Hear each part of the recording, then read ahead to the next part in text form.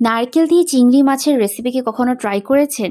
যারা ট্রাই করেননি তারা আমার এই ভিডিওর মাধ্যমে শিখে নিতে পারেন যে নারকেল দিয়ে কি সুন্দর করে আমি এই চিংড়ি মাছের রেসিপিটা তৈরি করেছি।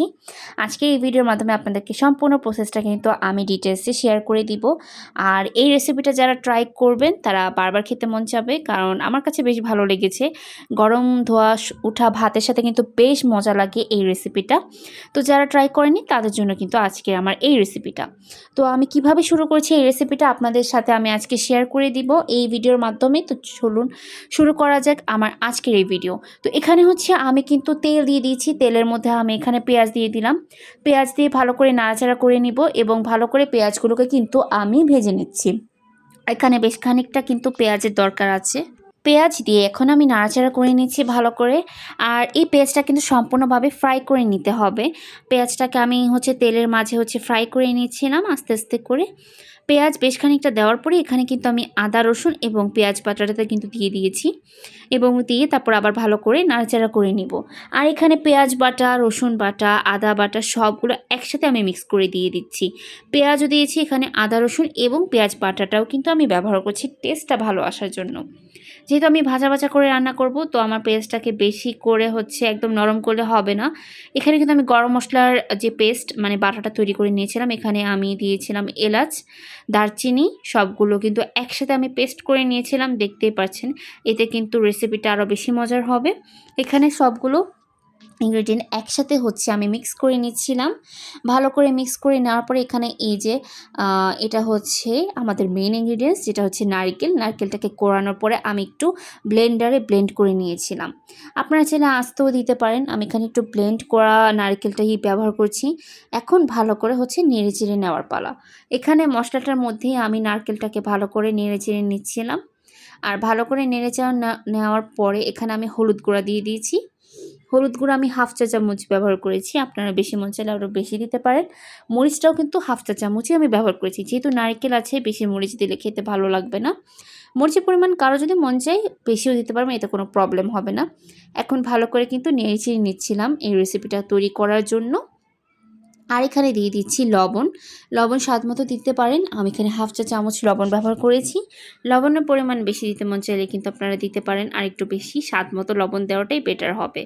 এখানে আমি লবণটা দেওয়ার পরে এখন আমি ভালো করে নেড়েচেড়ে নিলাম আবারও। আর ভালো করে এখানে আমি ধনিয়া গুঁড়াটাও ব্যবহার করছি। ধনিয়া গুঁড়াটা ব্যবহার করলে কিন্তু টেস্ট আরও ভালো আসবে। ধনিয়া গুঁড়ার আলাদাই কিন্তু একটা ফ্লেভার আছে। এই ফ্লেভারটা পাওয়ার জন্য এখানে আমি ধনিয়া গুঁড়াটা ব্যবহার করেছি। এখন মশলাগুলোকে সবগুলোকে মিক্স করে নেওয়ার পরে দেখতে পাচ্ছেন যে আমি এখানে চিংড়িতে কিন্তু ভেজে ভেজে নিয়েছিলাম। চিংড়িটা কিন্তু ভাজা ভাজা হয়ে গেলে এর মধ্যে যে মরিচ আছে আস্ত মরিচ, সেই মরিচগুলো কিন্তু আমি ব্যবহার করব। এখানে আস্ত মরিচের মধ্যে আমি কাঁচা মরিচটা ব্যবহার করছি। কাঁচা মরিচটা দিয়ে আবার ভালো করে নেড়েচেড়ে আমি ভালো করে সিদ্ধ করে নিচ্ছি এই চিংড়িগুলোকে। এখন চিংড়িগুলোকে ভালো করে ভেজে নিয়ে ভালো করে আমি মিক্স করে নিলাম। এখন ভালো করে মিক্স করে নেওয়ার পরে কিন্তু দেখতেই পাচ্ছেন যে চিংড়িগুলোর কালারটা একদম লাল লাল হয়ে গিয়েছে। মাঝারো সাইজের যে চিংড়িগুলো আছে সেটাই আমি ব্যবহার করেছি। চিংড়িটা একটু দেখিয়ে দিই আপনাদেরকে। এখানে আমি এই চিংড়িটা ব্যবহার করেছি। এক একটা ডিস্ট্রিক্টে এক এক নামে জানে, আমার কাছে তো এই চিংড়িগুলো বেশ ভালো লাগে। মাঝারি সাইজের চিংড়ি বলে আপনারা বুঝতে পারবেন যে আমি কোন চিংড়িটা ব্যবহার করেছি। এখানে চিংড়িগুলোকে কিন্তু আমি খোসা ছাড়াইনি, অনেকে চাইলে কিন্তু খোসা ছাড়িয়ে নিতে পারেন। নিচে এবং উপরের মাথাগুলো কিন্তু আমি ফেলে দিয়েছি এই চিংড়িটার। তারপর ভালো করে ধুয়ে তারপরে এই যে রান্না করতে চড়িয়ে দিলাম আমার রান্নার মধ্যে। আর ভালো করে এখন আমি চিংড়িগুলো দিয়ে দিচ্ছি এই রান্নার মধ্যে। আর এভাবে নাড়াচাড়া করে নিয়েছিলাম চিংড়িগুলোকে। চিংড়িগুলো নাড়াচাড়া করার পরে এভাবে এই মশলাটার মধ্যে আমি কষিয়ে নিব। আর সামান্য একটু পানি আমি কিন্তু ব্যবহার করেছি, চাইলে নাও দিতে পারেন। পানিটা দিলে কি হয় যে চিংড়িটা ভালো করে সিদ্ধ হয়। তো এই কারণে আমি এখানে কিন্তু সামান্য একটু পানি ব্যবহার করেছি। পানিটা ব্যবহার করার পরে এই যে দেখতেই পাচ্ছেন, এখন কিন্তু মশলাগুলো দিয়ে আমি ভালো করে ঢেকে রাখবো ঢাকনা দিয়ে, যেন চিংড়িগুলোকে আমি ভালো করে সিদ্ধ করে নিতে পারি। চিংড়িগুলোকে ভালো করে সিদ্ধ করে নেওয়ার জন্য কিন্তু আমি এখানে মশলা দিয়ে ভালো করে রান্নাটা কিন্তু তৈরি করলাম। আর এই যে এখানে আমি টমেটোর পেস্টটাও ব্যবহার করছি। টমেটোর পেস্টটা ব্যবহার করছি রান্নাটা ভালো মতো মজা হওয়ার জন্য। এই যে সামান্য পানি ব্যবহার করেছিলাম সেটাও দেখিয়ে দিচ্ছি। আর এখানে 4টা বড় বড় মরিচ দিয়েছি। মরিচগুলো ভীষণ ঝাল, তো 4টেই ব্যবহার করেছি। তাতেই কিন্তু অনেক বেশি ঝাল হয়েছিল। আর এখন ভালো করে মিক্স করে নিচ্ছি আমার মশলাগুলো দিয়ে চিংড়ি মাছটাকে।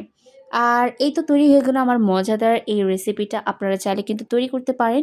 আমি এতটুকু বলতে পারবো, একবার খেলে কিন্তু বারবার খেতে মন চাবে। সো এখনই কিন্তু চাইলে ট্রাই করে নিতে পারেন এই মজার রেসিপিটা।